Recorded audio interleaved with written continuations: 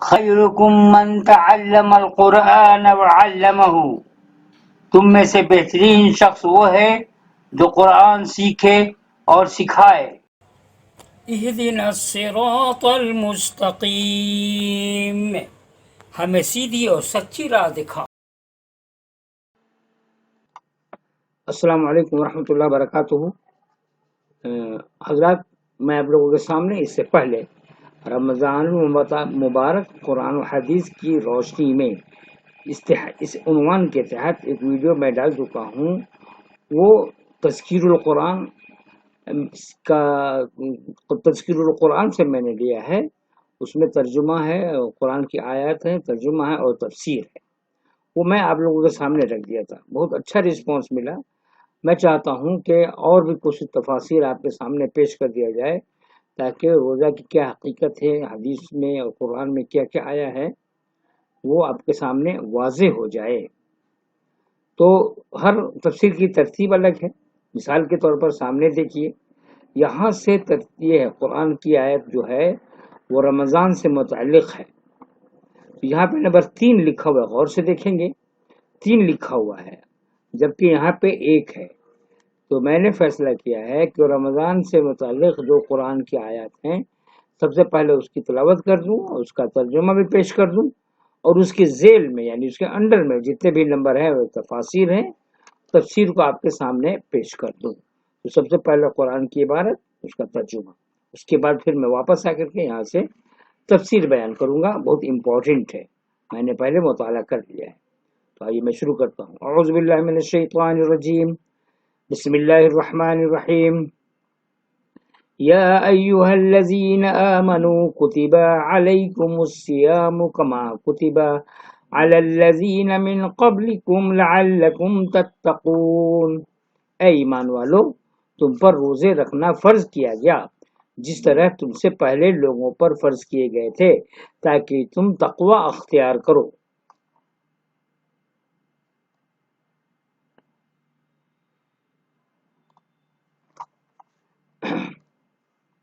ایاما معدودات فمن كان منكم مريضا او على سفر فعدة من ايام اخر وعلى الذين يطيقونه فدية طعام مسكين فمن تطوع خيرا فهو خير له وان تصوموا خير لكم ان كنتم تعلمون۔ گنتی کے چند ہی دن ہیں، لیکن تم میں سے جو شخص بیمار ہو یا سفر میں ہو تو وہ اور دنوں میں گنتی کو پورا کر لے، اور اس کی طاقت رکھنے والے فدیہ میں ایک مسکین کو کھانا دیں، اور جو شخص نیکی میں سبقت کرے وہ اسی کے لیے بہتر ہے، لیکن تمہارے حق میں بہتر کام روزے رکھنا ہی ہے اگر تم بعلم ہو۔ شہر رمضان الذی انزل فیہ القرآن ھدی للناس وبینات من الھدی والفرقان فمن شہد منکم الشہر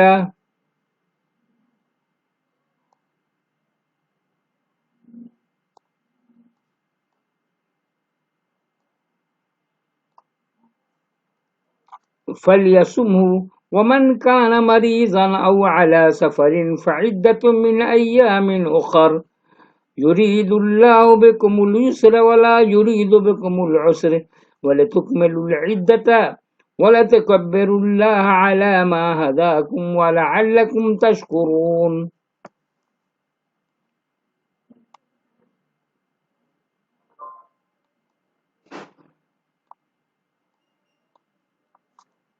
ماہ رمضان وہ ہے جس میں قرآن اتارا گیا، جو لوگوں کو ہدایت کرنے والا ہے، اور جس میں ہدایت کی اور حق کی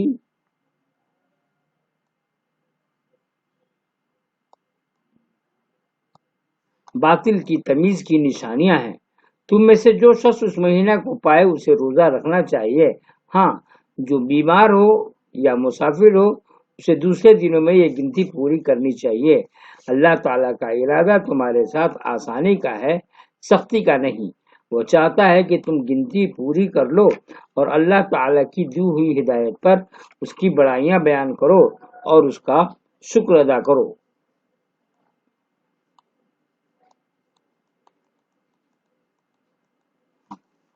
بس یہیں تک ہے، اس کے بعد میں پھر واپس چلتا ہوں تفسیر کی طرف۔ ترجمہ آپ کے سامنے پیش کر دیا۔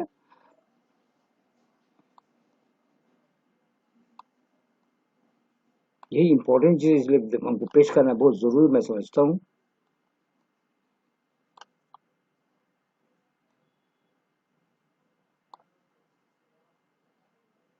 دیکھیے یہاں سے تفسیر سیام سے ترجمہ ہو چکا ہے، یہاں سے ہم لوگ پورا پڑھیں گے۔ آپ کے سامنے میں پڑھ دیتا ہوں۔ سیام صوم روزہ کا مصدر ہے، یعنی روزہ رکھنے کا مطلب ہے سیام یا صوم، جس کے شرعی معنی ہے صبح صادق سے لے کر غروب آفتاب تک کھانے پینے اور بیوی سے ہم بستری کرنے سے اللہ کی رضا کے لیے رکے رہنا۔ یہ عبادت چونکہ نفس کی طہارت اور تزکیہ کے لیے ہے،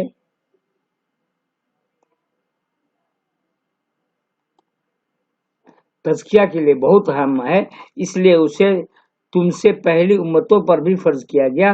اس کا سب سے بڑا مقصد تقوی کا حصول ہے، اور تقوی انسان کے اخلاق و کردار کے سنوارنے میں بنیادی کردار ادا کرتا ہے۔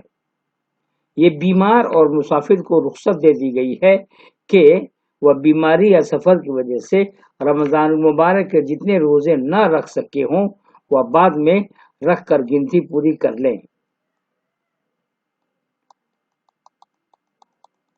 یہاں سے امپورٹنٹ چیز ہے، یطیقونہ کا ترجمہ یتجسمونہ، نہایت مشقت سے روزہ رکھ سکیں کیا گیا ہے۔ یطیقونہ کا ترجمہ یتجسمونہ، نہایت مشقت سے روزہ رکھ سکیں کیا گیا ہے۔ یہ حضرت ابن عباس رضی اللہ تعالی عنہما سے منقول ہے۔ امام بخاری نے بھی اسے پسند کیا ہے، یعنی جو شخص زیادہ بڑھاپے یا ایسی بیماری کی وجہ سے جس سے شفایابی کی امید نہ ہو روزہ رکھنے میں مشقت محسوس کرے، وہ ایک مسکین کا کھانا بطور فدیہ دے دے۔ لیکن جمہور مفسرین مطلب تمام مفسرین نے اس کا ترجمہ طاقت رکھتے ہیں ہی کیا ہے، جس کا مطلب یہ ہے کہ ابتدائی اسلام میں روزے کی عادت نہ ہونے کی وجہ سے طاقت رکھنے والوں کو بھی رخصت دے دی گئی تھی کہ اگر وہ روزہ نہ رکھیں تو اس کے بدلے ایک مسکین کو کھانا دے دیا کریں۔ لیکن بعد میں فمن شہد منکم الشہر فلیصمہ کے ذریعے اسے منسوخ کر کے ہر صاحب طاقت کے لیے روزہ فرض کر دیا گیا۔ تاہم زیادہ بوڑھے دائمی مریض کے لیے اب بھی یہ حکم ہے کہ وہ فدیہ دے دیں، اور حاملۃ الحمل والی اور مرضعۃ دودھ پلانے والی عورتیں اگر مشقت محسوس کریں تو وہ مریض کے حکم میں ہوں گی، وہ روزہ نہ رکھیں اور بعد میں روزے کی قضا دیں۔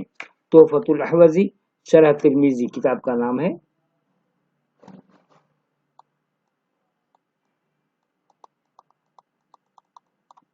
جو خوشی سے ایک مسکین کے بجائے نمبر 3 میں ہے، جو خوشی سے ایک مسکین کے بجائے 2 یا 3 مسکینوں کو کھانا کھلا دے تو اس کے لیے زیادہ بہتر ہے۔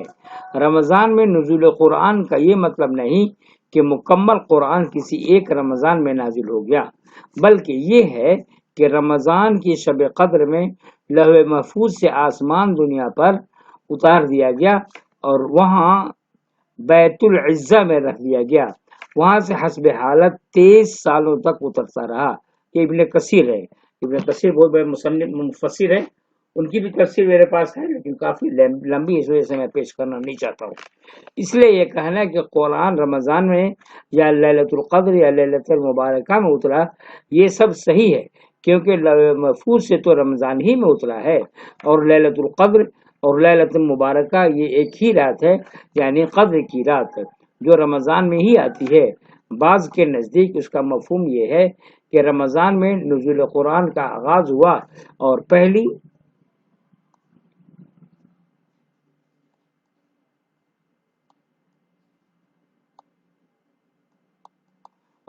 وحی جو غار حرا میں آئی وہ رمضان میں آئی۔ اس اعتبار سے قرآن مجید اور رمضان المبارک کا آپس میں نہایت گہرا تعلق ہے۔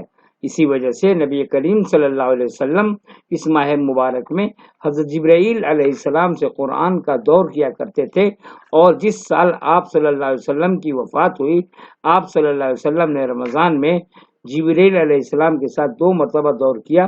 رمضان کی 3 راتوں 23، 25 اور 27 میں آپ صلی اللہ علیہ وسلم نے صحابہ کرام کو باجماعت قیام اللیل بھی کرایا، جس کو اب تراویح کہا جاتا ہے۔ صحیح ترمذی و صحیح ابن ماجہ و البانی۔ یہ تراویح 8 رکعت مع وتر 11 رکعت تھیں، جس کی صراحت حضرت جابر رضی اللہ تعالیٰ عنہ کی روایت جو قیام اللیل مروزی وغیرہ میں ہے اور حضرت عائشہ رضی اللہ عنہما کی روایت صحیح بخاری میں موجود ہے۔ نبی کریم صلی اللہ علیہ وسلم کا 20 رکعت تراویح پڑھنا کسی بھی صحیح حدیث سے ثابت نہیں ہے۔ البتہ چونکہ بعض صحابہ کرام رضی اللہ عنہم سے 11 سے زیادہ پڑھنا ثابت ہے، اس وجہ سے محض نفل کی نیت سے 20 رکعتیں یا اس سے کم یا زیادہ پڑھی جا سکتی ہیں۔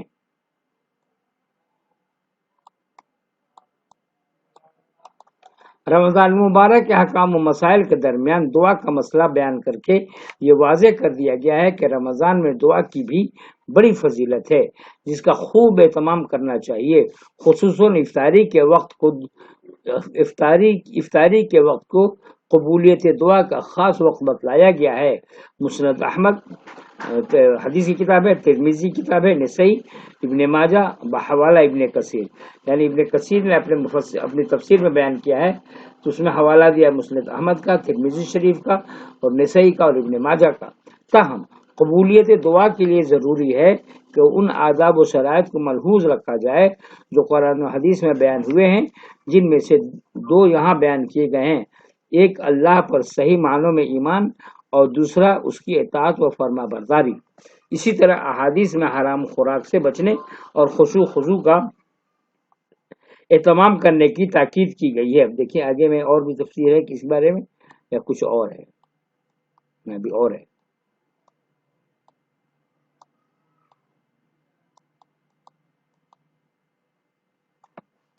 دیکھیں پھر یہاں یہ مجھے لگتا ہے کہ میں نے نہیں پڑھا ہے اس کو، آج اسے بھی قرآن کی تلاوت کر ہی دیتا ہوں۔ أحل لكم ليلة الصيام الرفث إلى نسائكم هن لباس لكم وأنتم لباس لهن علم الله أنكم كنتم تختانون أنفسكم فتاب عليكم وعفى عنكم فالآن باشروهن وابتغوا ما كتب الله لكم وكلوا واشربوا حتى يتبين لكم الخيط الأبيض من الخيط الأسود من الفجر ثم أتموا الصيام إلى الليل ولا تباشروهن وأنتم عاكفون في المساجد تلك حدود الله فلا تقربوها كذلك يبين الله آياته للناس لعلهم يتقون۔ اور بھی روزے سے متعلق ہے۔ روزے کی راتوں میں اپنی بیویوں سے ملنا تمہارے لیے حلال کیا گیا، وہ تمہارا لباس ہے اور تم ان کے لباس ہو۔ تمہاری پوشیدہ خیانتوں کا اللہ تعالیٰ کو علم ہے، اس نے تمہاری توبہ قبول فرما کر تم سے درگزر فرما لیا۔ اب تمہیں ان سے مباشرت کی اور اللہ تعالیٰ کی لکھی ہوئی چیز کو تلاش کرنے کی اجازت ہے۔ تم کھاتے پیتے رہو یہاں تک کہ صبح کا سفید دھاگا سیاہ دھاگے سے ظاہر ہو جائے، پھر رات تک روزے کو پورا کرو اور عورتوں سے اس وقت مباشرت نہ کرو جب کہ تم مسجد میں اعتکاف میں ہو۔ یہ اللہ تعالیٰ کی حدود ہیں، تم ان کے قریب بھی نہ جاؤ۔ اسی طرح اللہ تعالیٰ اپنی آیتوں لوگوں کے لیے بیان فرماتا ہے تاکہ وہ بچیں۔ اس میں کیا ہے، نمبر 1، 2 اور 3۔ تو نمبر 1، 2 اور 3 کی تفسیر میں بیان کر دیتا ہوں، یہاں تک کی بات ہو جائے گی۔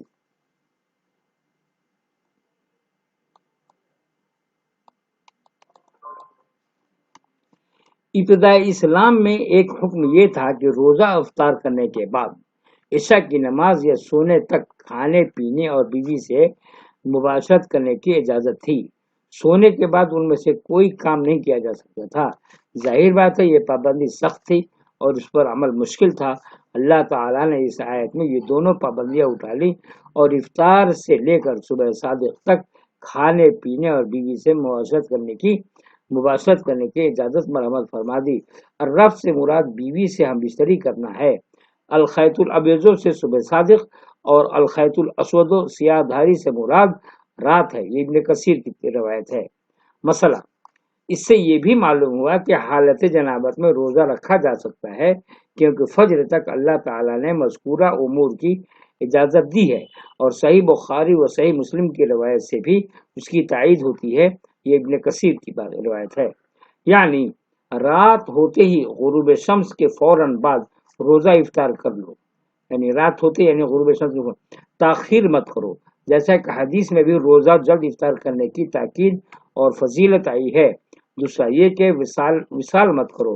وصال کا مطلب یہ ہے کہ ایک روزہ افطار کیے بغیر دوسرا روزہ رکھ لینا، اسے نبی کریم صلی اللہ علیہ وسلم نے نہایت سختی سے منع فرمایا ہے۔ یہاں تک دو ہوا، ایک تیسرا بھی مجھے پڑھنا ہے آپ کے سامنے، یہ بھی سامنے ہے۔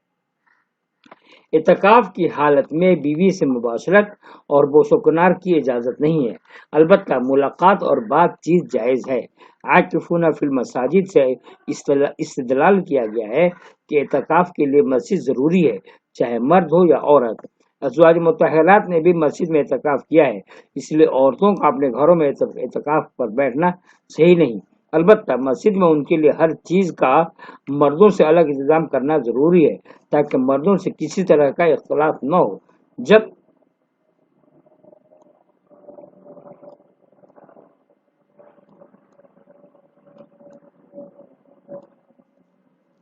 جب تک مسجد میں معقول، محفوظ اور مردوں سے بالکل الگ تھلگ انتظام نہ ہو، عورتوں کو مسجد میں اعتکاف پر بیٹھنے کی اجازت نہیں دینی چاہیے، اور عورتوں کو بھی اس پر اصرار نہیں کرنا چاہیے۔ یہ ایک نفلی عبادت ہی ہے، جب تک پوری طرح تحفظ نہ ہو اس نفلی عبادت سے گریز بہتر ہے۔ فقہ کا اصول ہے درء المفاسد یقدم علی جلب المصالح، مصالح کے حصول کے مقابلے میں مفاسد سے بچنا اور ان کو ٹالنا زیادہ ضروری ہے۔ تو دوستو، یہ رہی روزہ سے متعلق قرآن میں ترجمہ تفسیر، اور اس میں کچھ احادیث کا بھی تذکرہ ہوا، اور اس کی تفسیر میں ابن کثیر کا بھی تذکرہ انہوں نے کر دیا ہے۔